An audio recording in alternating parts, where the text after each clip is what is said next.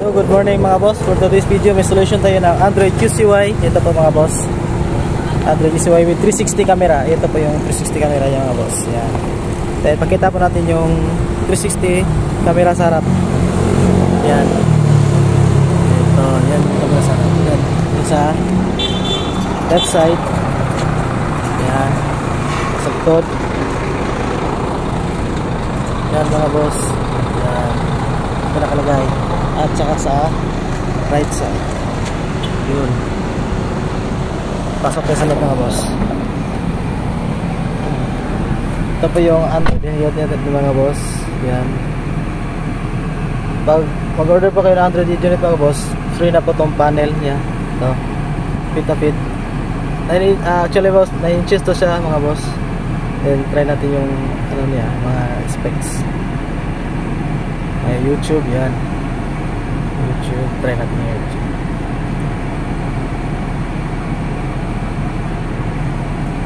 Yun.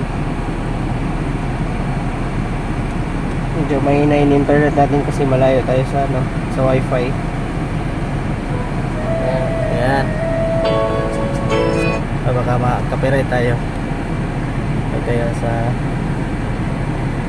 tsaka siya may Google Maps, Chrome, Play Store. Yan, may DSP. Ito. Pwede nyo paglaran yung ano nyo, yung sounds yung gusto nyo. Tapos may Bluetooth. Yan, radio. Tsaka ay yung pinaka-main natin, yung 360. Yan. Yan yung 3D. Yan. Wala pong blind spot mga boss. Kita-kita. Yan. Yan po mga boss. Tapos pag nagsi-signal lights tayo, mag-trigger siya agad. Yan. Tapos kabila. Yan. Then try natin yung reverse. Yan. Ito, combination ng front camera at saka yung right na camera at saka sa left. Yan. Ito naman yung sa likod, combination. Yan.